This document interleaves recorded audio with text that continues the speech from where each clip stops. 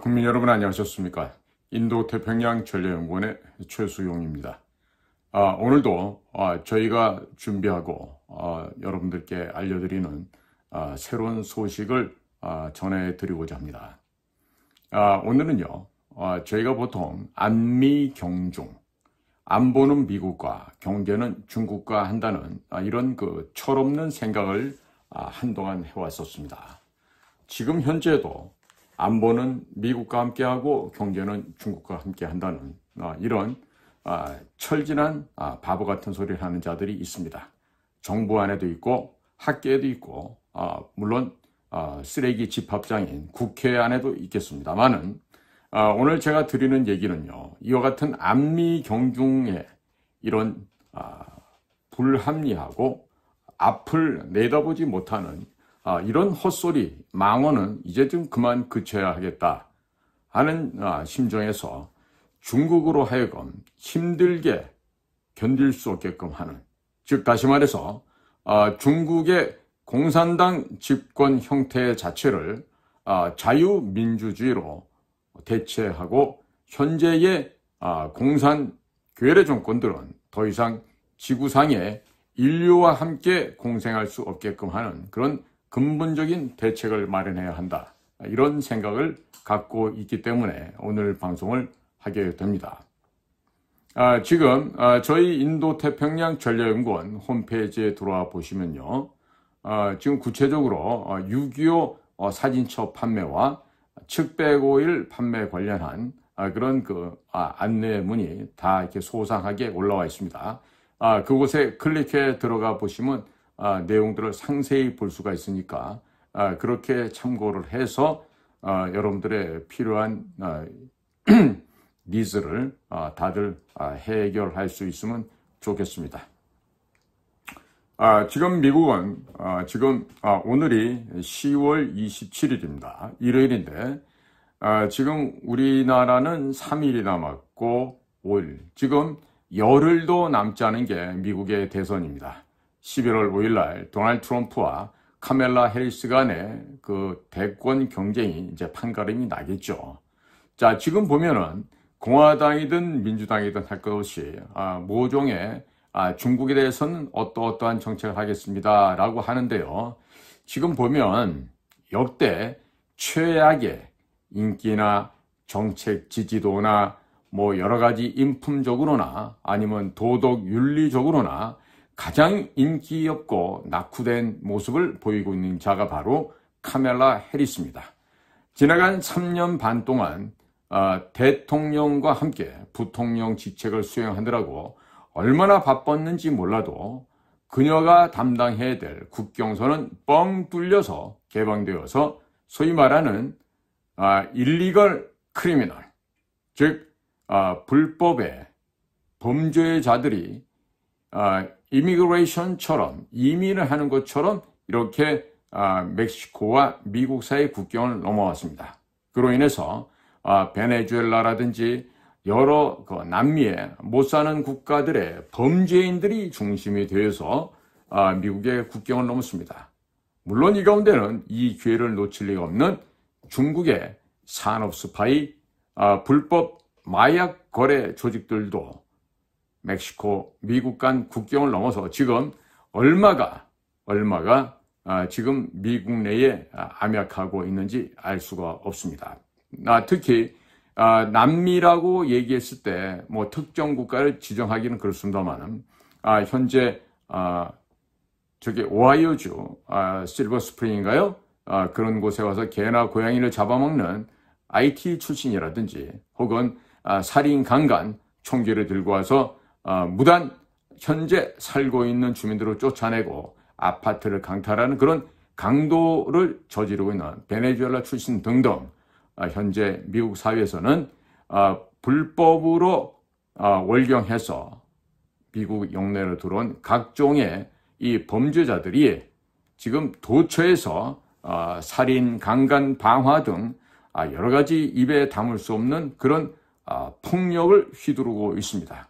자, 과연 뉴욕에 와 있는 어떤 한 사람 가족들 인터뷰한 그런 내용들을 보니까 4성급 호텔에 있으면서 날마다 청소해주고 침대 시트도 갈아주고 입을 것, 먹을 것, 용돈까지 준다. 너무나도 바이든 대통령께 감사를 드린다고 하는 그런 남아메리카에서 온 어느 한 사람들의 가족들의 인터뷰를 본 적도 있습니다. 과연 풍요의 나라 미국이라고 해서 이런 식으로 나가다가는요 얼마 지나가지 않아서 팍스 아메리카나라고 하는 미국의 패권은 끝이 나게 될 것입니다.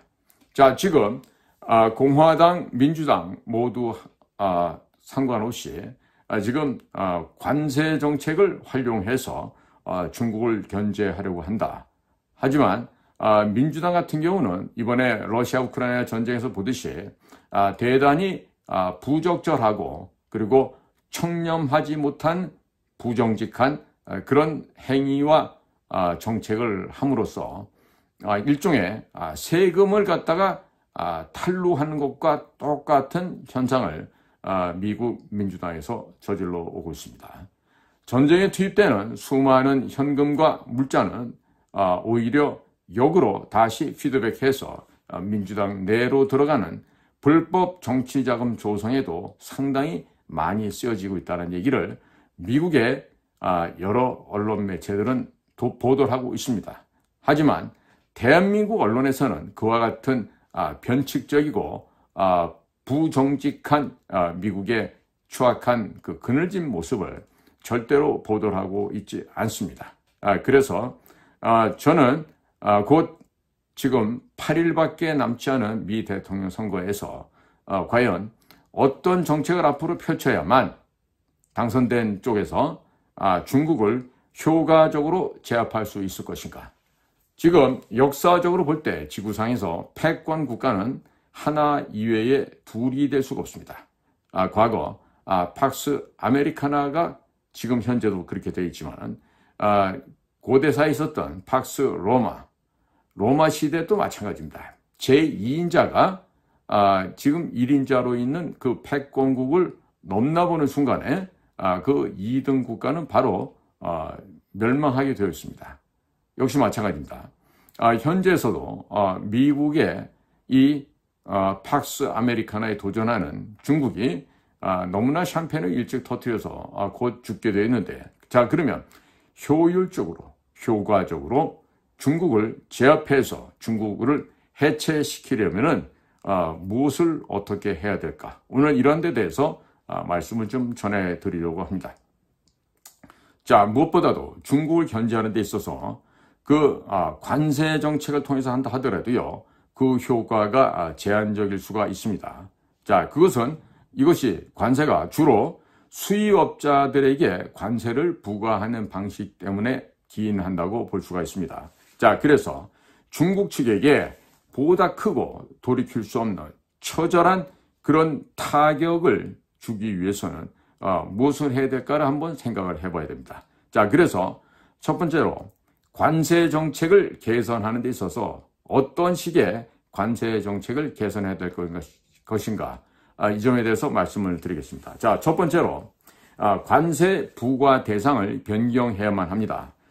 기존에는 수입업자에게 관세를 부과했습니다마는 이제는 중국의 수출업자들에게도 직접 관세를 부과하는 방식으로 전환해야만 하겠습니다.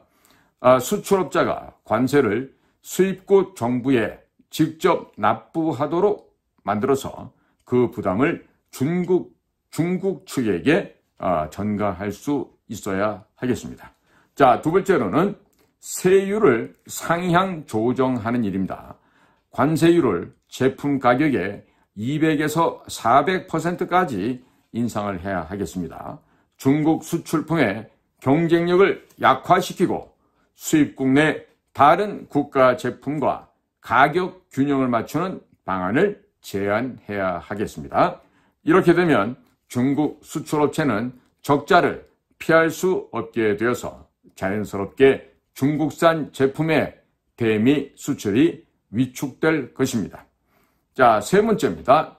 국제 공조를 강화해야 하겠습니다. 미국과 유럽 등 주요 수입국들이 다 같이 함께 이와 같은 관세 정책을 실행하게 된다면 중국에 대한 통제력이 더욱 강화될 것이라고 믿어 의심치 않습니다. 일본 등과 같이 중국산 제품을 수입하는 주요 국가들 역시 이 연합에 참여하게 된다면 보다 더 큰 효과를 거양할 수 있을 것입니다. 자, 기대되는 효과를 한번 살펴보겠습니다. 첫 번째 기대되는 효과는 중국 정부의 재정이 약화 혹은 악화됩니다. 즉 중국 정부가 자국 기업에게 보조금을 현재 지급하고 있습니다만은 이를 관세를 통해 흡수함으로써 중국 정부의 재정에 심대한 타격을 줄 수 있게 됩니다. 자, 두 번째 기대 효과입니다. 수입국 경제를 활성화시키는 것입니다.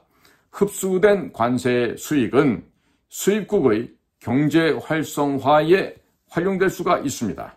방위비 부담도 줄이는데 기여할 수도 있습니다. 자, 한국에게 지금 5조다, 6조다 하는 이러한 방위비 요청 역시 이와 같은 정책 시행으로 줄여 나갈 수가 있을 것입니다. 세 번째의 기대 효과입니다. 리쇼링을 촉진할 수가 있겠습니다. 높은 관세로 인해서 중국에 진출한 외국 기업들이 자국으로 돌아가거나 미국으로 생산기지를 이전하게 되는 현상이죠. 이는 수입국 내에서 고용 창출 그리고 경제 발전에 기여하게 될 것입니다. 네 번째 기대 효과는 자국 산업을 보호할 수 있게 됩니다. 중국의 저가 수출로 인해서 자국 산업의 피해를 막기 위하여 중국의 수출업체에게 고율의 관세를 부과함으로써 자동차 등과 같은 주요 산업을 보호할 수가 있게 됩니다. 다섯 번째 기대 효과입니다. 글로벌 공급망 재편에 도움이 됩니다. 중국 이외의 국가로 생산 기지를 이전하게 하여 글로벌 공급망을 재편할 수 있습니다. 이를 통해 중국 진출 기업에 대한 중국의 반간첩법과 기술 강제 이전에 대한 대응책 역시 철저하게 마련할 수 있게 될 것입니다. 자, 여섯 번째 기대 효과입니다. 중국의 국제 영향력을 약화시킬 수가 있습니다. 중국 정부의 재정 악화는 국제 무대에서 중국의 영향력을 축소시킬 것이고 나아가서 지역 안정을 도모하고 중국 내부의 소수민족 봉기를 유발시킬 가능성도 점차 고조될 것입니다. 자, 덧붙인다라면 중국 제품에 대한 사전 기술 검증제 도입을 제한해야 하겠습니다. 이것은 중국 제품이 불법적으로 획득한 기술을 이용하고 있는지 그 진실 여부를 검증하는 절차를 도입하여 반드시 확행해야 되는 제도적인 절차라 하겠습니다. 자, 예를 들어 보겠습니다. 중국 제품을 사전에 기술을 검증하는 제도입니다. 이 제도의 첫 번째 목적으로서는 불법 기술로 생산된 중국 제품의 수출을 막고 공정한 국제 경쟁 환경을 조성하는 것을 목표로 해야 합니다. 자, 이 중국 제품을 사전 기술 검증제를 실시하는 주요한 내용으로서는 수출하기 전 제품의 기술의 근본적인 출처 그리고 정당한 입수 사용 여부를 철저히 검증해서 불법적인 기술 탈취나 강제 기술 이전으로 제작된 제품의 수출을 금지하는 것입니다. 우회적인 수출을 할 때에도 징벌적 과징금을 부과해서 역시 동일한 효과를 대응할 수 있게 될 것입니다. 자, 이와 같은 것은 중국의 불공정한 기술 획득과 수출 관행을 견제하는 데 기여할 수 있을 것으로 생각이 됩니다. 물론 여기에는 또한 여러 나라 간의 국제적인 공조와 함께 명확한 기술 검증 기준이 마련이 되어야 하겠습니다. 자, 이와 같은 얘기는요, 우리 인도태평양 전략연구원에 참 이렇게 물심양면으로 많은 조언과 제언을 해주고 계시는 미국의 한 지식인께서 이와 같은 의견을 제시를 해주셨고 이와 관련돼서 상세한 내용은 이미 영어로 번역을 해서 도널드 트럼프와 제이디 번스 이번 선거 캠프 쪽으로 전달을 하였습니다. 제가 오늘 이 내용을 지금 방송에 지금 업로드하는 것은요, 대단히 합리적이면서도 전쟁이나 커다란 분규 없이 아주 자연스럽게 중국의 성장을 막아버리고 더 이상 G21이 이런 불필요한 이야기가 나오지 않게끔 원천적으로 중국을 봉쇄하는 겁니다. 지구상에 패권 국가는 둘이 될 수가 없습니다. 따라서 패권국이 되고자 쓸데없는 노력을 하고 있는 중국은 가장 빠른 시간 내에 공멸, 괴멸, 멸망시켜야 되는데 그 가장 좋은 방법은 경제적인 타격을 입혀서 결국에 더 이상 성장 못하고 퇴조하는 내부적으로 내파되어 붕괴되도록 하는 그런 경제적인 측면에서의 정책을 시행하는 일이 되겠습니다. 제가 오늘 관련된 동영상 역시 지금 더보기 쪽에다 올려놓겠습니다. 자료들이 유튜브에서 나온 자료들인데 영어로 되어 있지만 동시에 자막도 뜨는 그런 자료들입니다. 한번 보시면서 우리는 자유무역에 우리가 역시 참여를 하고 어떤 제한이 없는 그런 서로 상호간의 호혜 평등의 자유무역을 해야 된다고 할 수가 있겠습니다. 그러나 지금 현재 상황은 중국이라고 하는 변질된 프랑켄슈타인 괴물로 인해서 전 세계가 환경적으로 오염돼 가고 또 수출입상의 국제 환율 시장이나 많은 거래 분야에 있어서 중국으로 인한 악영향, 그 다음에 부의 효과가 지금 너무나도 많이 번지고 있습니다. 오늘도 제가 다른 이야기를 하겠지만은요, 이와 같은 관세 정책에 관해서는요, 우리가 역시 미국과 보조를 맞추어서 그런 덜 떨어진 소리, 즉 안미 경중, 안보는 미국, 경제는 중국 간다는 이런 헛소리 망언을 이제는 더 이상 대한민국 사회 내에서 흘러나오는 일이 없도록 해야 되겠습니다. 이런 얘기는요, 사실 좀 대통령 이하 국무위원급에 있는 사람들이 좀 생각들을 해야 돼요. 무역을 하는 데 있어서 지금 대중국 무역 규모가 지금 굉장히 줄어들고 있죠. 그러니까 지금 중국 하던 때는 이제 지나갔다는 얘기입니다. 제가 중국어를 처음 배우고 무슨 대학원을 다니고 할 그쯤에서야 우리가 86 아시안게임도 했고 또 88 서울올림픽도 하고 하면서 중국에 관련된 인적 필요가 급증하던 시기였습니다.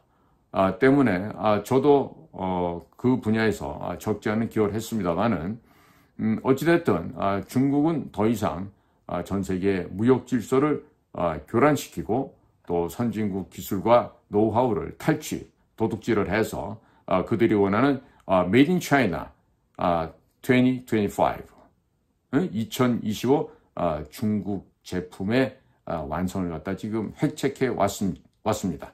하지만 이미 그들의 그러한 아주 음흉한 기도와 그들의 전략 전술을 다행히도 미국과 서방 세계가 파악을 함으로써 사전에 봉쇄할 수가 있었죠.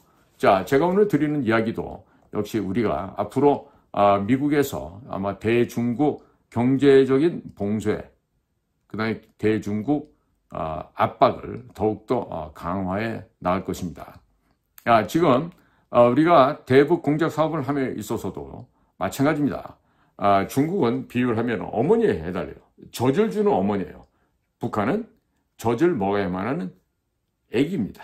인펀트, 베이비란 얘기죠. 자, 그러니까 젖 주는 엄마가 죽게 되면 젖을 빨아먹어야 되는 애기는 당연히 죽게 됩니다. 이게 바로 순망치한의 관계라고 할 수 있어요. 자, 그러니까 우리가 생각을 잘 해봐야 됩니다.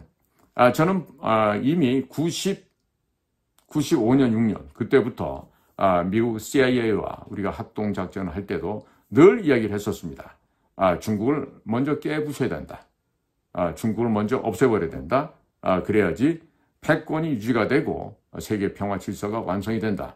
동시에 부가적인 혜택으로 북한도 역시 멸망시킬 수가 있다. 그 당시만 해도 김일성이가 살았을 때니까 김일성, 김정일 저 독재의 권력을 없애버릴 수가 있다라고 했는데 지금 그 두 녀석 다 뭐 신인 줄 알았더니 다 죽어서 지금 이제 송장이 돼버렸죠. 자, 그러니까 지금 중국을 힘들게 하는 정책이라기보다는 중국을 지도상에서 없애버리는 이와 같은 정책을 해야 됩니다.